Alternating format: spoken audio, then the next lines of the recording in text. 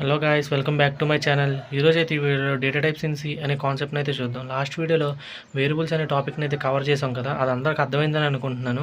ఒకవేళ ఎవరికైనా video miss అయ్యి ఉంటే కనుక కింద డిస్క్రిప్షన్లో లింక్ ఇస్తాను, ఒకసారి చెక్అవుట్ చేయండి. అంతేకాకుండా ఆ వీడియో ఒకటే కాకుండా ఇంకా సి లాంగ్వేజ్ గురించి అయితే పాస్ట్లో వీడియోస్ చేశాను, వాటిని కూడా ఒకసారి చెక్అవుట్ చేయండి. మీకు చాలా ఈజీగా అర్థమయ్యేటట్టు చెప్తున్నాను కాబట్టి వీడియోకి ఒక లైక్ చేసి సబ్స్క్రైబ్ చేసుకోండి నా ఛానల్ని. సో ఇంకా టాపిక్లోకి అయితే వెళ్ళిపోదాం.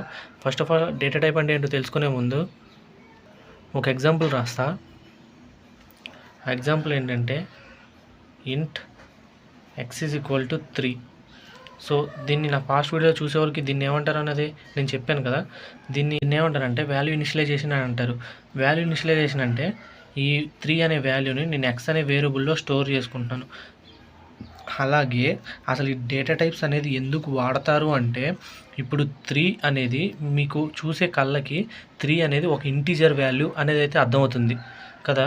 కానీ కంపైలర్ అనేదానికి, compiler is nothing but computer అనేదానికి మనం ఏ లాంగ్వేజ్ ఇచ్చినా సరే దానికి అర్థం కాదనమాట.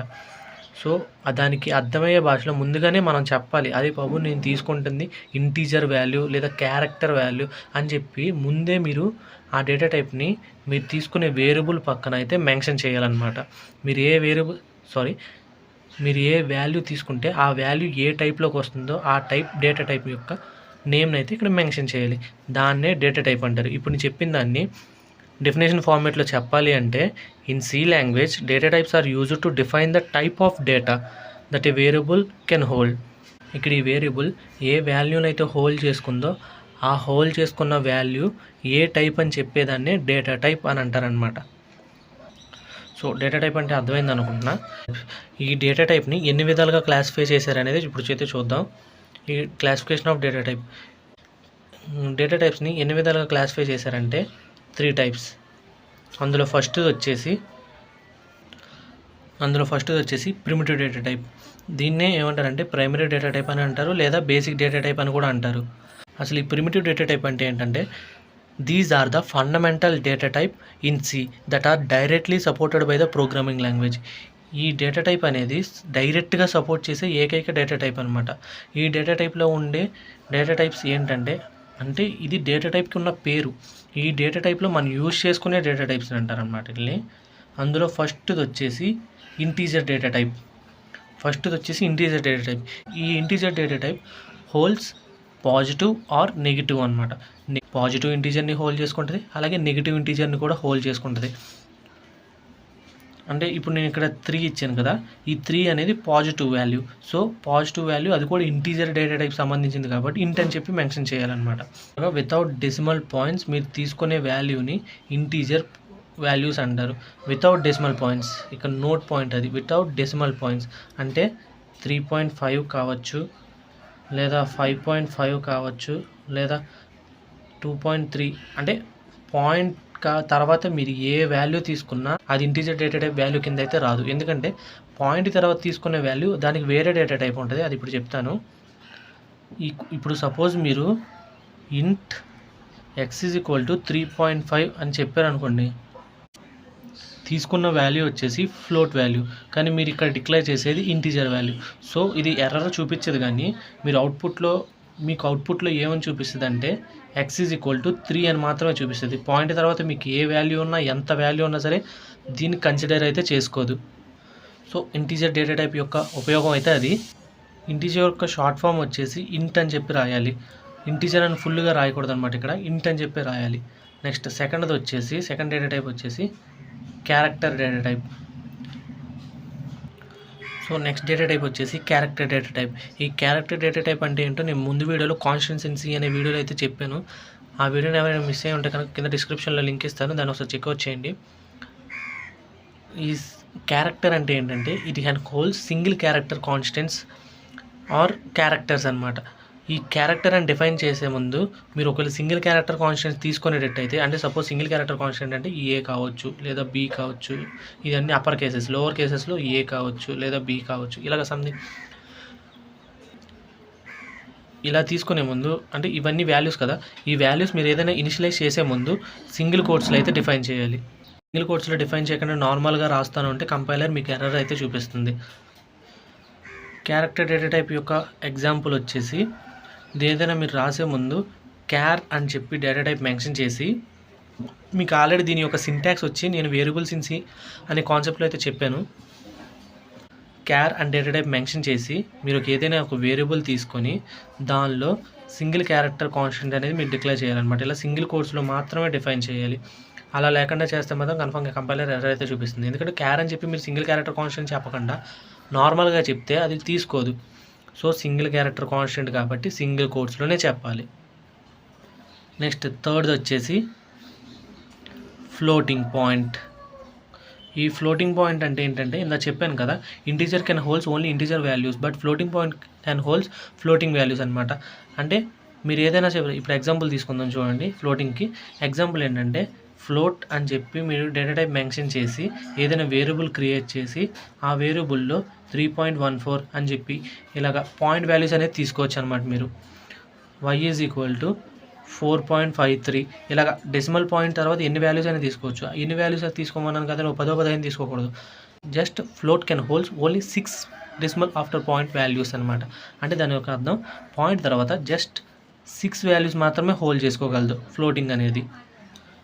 మీ కింద చెప్పాను కదా, ఇంట్ x ఈజ్ ఈక్వల్ టు 3.15 అని చెప్పి రాస్తే ఏం ఎర్రర్ చూపించదు, కానీ అవుట్పుట్లో x ఈజ్ ఈక్వల్ టు 3 అని చూపిస్తుంది. కానీ సేమ్ అదే విధంగా ఫ్లోట్లో మీరు అదే x ఈజ్ ఈక్వల్ టు రాయకూడదు, float x is equal to 3.15 అని చూపిస్తే మీకు ఫ్లోట్లో ఏమని చూపిస్తుంది అంటే 3.15 అనే చూపిస్తుంది అవుట్పుట్లో.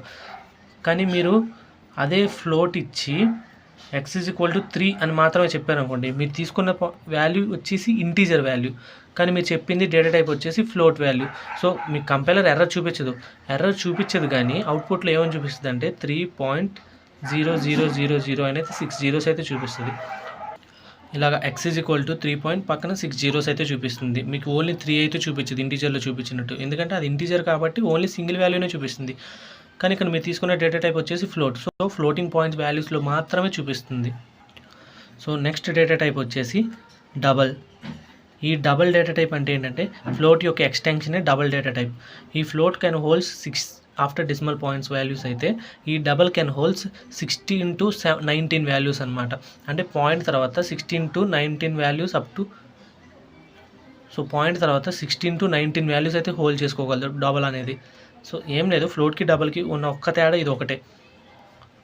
ఫ్లోట్ అనేది 6 వాల్యూస్ హోల్డ్ చేసుకోగలితే డబల్ అనేది 16 to 19 వాల్యూస్ అనేది హోల్డ్ చేసుకోగలదు. రెండింటికి తేడా అయితే ఇంతే. మీకు ఒకవేళ అవుట్పుట్లో నాకు 16 to 19 డెసిమల్ పాయింట్ వాల్యూస్ కావాలనుకుంటే డబల్ తీసుకోవాలి. అదే నాకు 6 లోపు కావాలి అనుకుంటే మాత్రం ఫ్లోట్ తీసుకుంటే చాలు. ఇదైతే డబల్ డేటా టైప్ గురించి. నెక్స్ట్ వచ్చేసి ఫిఫ్త్ది లాస్ట్ డేటా టైప్ వాయిడ్. ఈ వాయిడ్ డేటా టైప్ అంటే ఏంటంటే the void just is an empty data type. అంటే ఇది ఒక ఎంప్టీ డేటా టైప్, ఇందులో ఏ వాల్యూ హోల్డ్ చేసుకోదు, ఇదేన్ని రిప్రజెంట్ చేయదు అనమాట. ఇది ఒక empty, no value is available ఇందులో. So it doesn't have any value to return anything అనమాట. అంటే ఇది ఏ వాల్యూ కూడా రిటర్న్ చేయలేదు.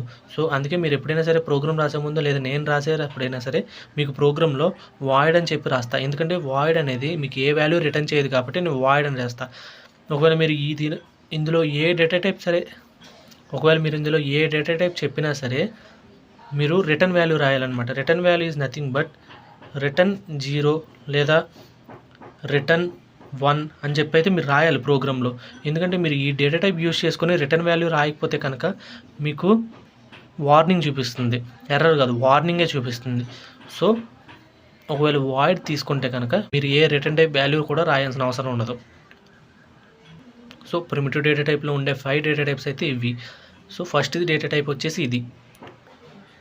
సో ప్రిమిటివ్ డేటా టైప్ యొక్క ఉపయోగం, అందులో ఉండే డేటా టైప్స్ అయితే ఇవన్నమాట. మీకు ఎగ్జామ్లో ఎలా అడుగుతాడంటే ఎక్స్ప్లెయిన్ ప్రిమిటివ్ డేటా టైప్స్ అనేది అడుగుతాడు. ప్రిమిటివ్ డేటా టైప్స్ గురించి అడిగినప్పుడు డేటా టైప్ డెఫినేషన్ రాసి ప్రిమిటివ్ డేటా టైప్ అంటే ఏంటో రాసి ఈ 5 టైప్స్ గురించి ఎక్స్ప్లెయిన్ చేస్తే చాలు, క్వశ్చన్ అయితే అయిపోయినట్టే. ఇప్పుడు నేను చెప్పింది మీరు ఎగ్జాక్ట్గా ఉన్నదన్నట్టు నేను చెప్పిందంతా పాయింట్స్ రూపంలో రాసేస్తే కనుక క్వశ్చన్ అయితే కంప్లీట్ ఫుల్ మార్క్స్ అయితే మీకు వేసేస్తారు. నెక్స్ట్ సెకండ్ డేటా టైప్ వచ్చేసి డిరైవ్డ్ డేటా టైప్. ఈ డిరైవ్డ్ డేటా టైప్ అంటే ఏంటంటే the derived data type in C are derived from the basic data types. అంటే ఈ బేసిక్ డేటా టైప్స్ అన్నాను కదా, ఈ ప్రిమిటివ్ డేటా టైప్స్ అన్నా, ప్రైమరీ డేటా టైప్ అన్నా, బేసిక్ డేటా టైప్ అన్నా ఒకటే కదా. ఈ బేసిక్ డేటా టైప్ నుంచి వచ్చిన ఎక్స్టెన్షన్ ఫార్మే డిరైవ్డ్ డేటా టైప్ అనమాట. అంటే ఇందులో ప్రతి వాల్యూ కూడా మనం హోల్డ్ చేసుకోలేమన్నమాట. ప్రతి value is nothing but only one వేరియబుల్లో ఒక వాల్యూ మాత్రమే స్టోర్ చేసుకోగలదు. సో ఆ ఒక వాల్యూ స్టోర్ చేసుకోగలదు అంటే దానికి ఉన్న కెపాసిటీ అంతే, దాని యొక్క కెపాసిటీ అంతే. కాబట్టి ఖచ్చితంగా మనకైతే డ్రాబ్యాక్స్ ఉంటాయి. సో ఆ డ్రాబ్యాక్స్ అన్ని రెక్టిఫై చేసి మనకి తీసుకొచ్చిన డేటా టైప్ ఈ డెరైవ్డ్ డేటా టైప్. ఈ డెరైవ్డ్ డేటా టైప్లో ఉండే టైప్స్ ఏంటంటే అందులో ఫస్ట్ది వచ్చేసి అరైస్ అనమాట. Arrays is nothing but arrays అనేది ఒక ఫుల్ కాన్సెప్ట్ సి లాంగ్వేజ్లో. సో ఆ కాన్సెప్ట్ గురించి ఎక్స్ప్లెయిన్ చేయాలంటే ఈ వీడియోలో అవ్వదు. ఒకవేళ ఈ కాన్సెప్ట్ కనుక ఈ వీడియోలో ఎక్స్ప్లెయిన్ చేశానంటే ఈ వీడియో లెంత్ అనేది ఎక్కువైపోద్ది అనమాట. సో దాని గురించి అయితే సపరేట్గా వీడియో చేస్తాను. సో జస్ట్ ఈ వీడియోలో ఏంటంటే అరైస్ అంటే ఏంటో జస్ట్ బ్రీఫ్గా డెఫినేషన్ గురించి అయితే తెలుసుకొని చాలు. అరైస్ అంటే ఏంటంటే a collection of elements stores in one variable of the same data type అనమాట. సేమ్ డేటా టైప్ సంబంధించిన ఎలిమెంట్స్ అయినా సరే ఒకే వేరియబుల్లో స్టోర్ చేసేదాన్ని అరైస్ అని అంటారనమాట. దీని గురించి అయితే ఫర్దర్గా తెలుసుకుందాం. సో ఈ వీడియో అయితే అవసరం లేదు. ఈ వీడియో ఏంటంటే జస్ట్ డేటా టైప్స్ గురించి మాత్రమే చెప్తాను నేను. సో ఇది ఒక కాన్సెప్ట్ కాబట్టి నెక్స్ట్ వీడియోలో అయితే చెప్తాను నేను. నెక్స్ట్ సెకండ్ది వచ్చేసి పాయింటర్స్ అనమాట. Pointers is nothing but pointers అనమాట. ఈ pointers is nothing but A variable the stores the memory address of another variable. ఒక వేరియబుల్ అడ్రస్ వచ్చేసి ఇంకో వేరియబుల్ స్టోర్ చేసుకునేదాన్ని పాయింటర్స్ అనమాట, పాయింటర్స్ అంటారు. ఈ పాయింటర్స్ కూడా ఒక సబ్ కాన్సెప్ట్ కాబట్టి దీని ఫర్దర్ వీడియోస్లో అయితే చెప్తాను నేను, ఈ వీడియోలో చెప్పను. సో డెరైవ్డ్ డేటా టైప్ అంటే ఏంటంటే the derived data type in C are derived from the basic data types. ఈ బేసిక్ డేటా టైప్స్ నుంచి extension form derived data types. దాని యొక్క డ్రాబ్యాక్స్ని సరిచేస్తూ వచ్చిన డేటా టైప్సే ఈ 2 అనమాట. ఈ 2 అనేది మీకు డేటా టైప్స్ కాదు, కానీ ఇవి ఒక కాన్సెప్ట్స్. ఈ కాన్సెప్ట్స్ కాబట్టి ఇవే కాన్సెప్ట్స్ మీరు ఇవే డేటా టైప్స్ యూస్ చేసుకొని ఇవైతే ఫర్దర్గా ఇంప్లిమెంట్ చేస్తారు. అంటే ఫర్దర్ వీడియోలో చెప్తాను కాబట్టి మీకు అర్థమవుద్ది, ఈ వీడియోలో చెప్తే అర్థం కాదు. జస్ట్ ఈ వీడియోలో డేటా టైప్స్ గురించి మాత్రమే తెలుసుకొని చాలు. మీకు హోల్ సి మొత్తంలో కూడా ఉండే డేటా టైప్స్ అయితే ఇవే. మీకు ఈ డేటా టైప్సే హోల్ సి మొత్తంలో కూడా మీకు యూస్ చేస్తారు, యూస్ చేసుకొని ఇంప్లిమెంట్ చేస్తారు. నెక్స్ట్ థర్డ్ది వచ్చేసి యూజర్ డిఫైన్డ్ డేటా టైప్. ఈ యూజర్ డిఫైన్డ్ డేటా టైప్ అంటే ఏంటంటే మీనింగ్ ఏంటనేది పేరులోనే ఉంది చూడండి. యూజర్ డిఫైన్డ్ అంటే యూజరే సొంతంగా డిఫైన్ చేసేదాన్ని యూజర్ డిఫైన్డ్ డేటా టైప్స్ అనమాట. అంటే యూజరే సొంతంగా ఒక డేటా టైప్ని క్రియేట్ చేయగలడంటే అర్థం ఏంటంటే మీకు చెప్పాను కదా ముందే 2 data types, primitive data types, derived data types. ఈ 2 డేటా టైప్స్ని యూస్ చేసుకుని యూజర్ డిఫైన్ డేటా టైప్స్ని అయితే ఇంప్లిమెంట్ చేయాలి. మీరు సొంతంగా క్రియేట్ చేస్తానంటే కుదరదు. ఆ రెండింటిని యూస్ చేసుకొని మీరు సొంతంగా క్రియేట్ చేయాలన్నమాట. సో యూజర్ డిఫైన్ డేటా టైప్లో మనకు ఉండే ఫస్ట్ది ఏంటంటే స్ట్రక్చర్స్. స్ట్రక్చర్స్. ఈ స్ట్రక్చర్ అంటే ఏంటంటే a collection of variable of different data types group together under a single name. ఇందాక అరైస్ అంటే ఏం చెప్పాను, a collection of element stores in a one variable of the same data type సంబంధించిన values అనేవి ఒకే వేరియబుల్లో ఎలాగైతే స్టోర్ అవుతున్నాయో ఇక్కడ డిఫరెంట్ డేటా టైప్కి సంబంధించిన వాల్యూస్ అనేది ఒకే వేరియబుల్లో ఎలాగైతే స్టోర్ అవుతాయో దాని గురించి డిస్కస్ చేసుకునేదే స్ట్రక్చర్స్ అనమాట. ఇది కూడా ఒక టాపిక్ కాబట్టి దీని ఫర్దర్ వీడియోలో అయితే చెప్తాను. జస్ట్ స్ట్రక్చర్స్ అంటే ఏంటో తెలుసుకొని చాలు ఈ వీడియోలో. నెక్స్ట్ వచ్చేసి యూనియన్స్. ఈ యూనియన్స్ అంటే ఏంటంటే a special type of structures that can store only one value at a time. అంటే ఇదేంటంటే యూనియన్ అనేది store only one value at a time. అంటే ఒకే టైంకి ఒక వాల్యూ మాత్రమే స్టోర్ చేసుకుంటుంది. అది కూడా స్పెషల్ టైప్ ఆఫ్ స్ట్రక్చర్స్లోనే స్పెషల్ టైప్.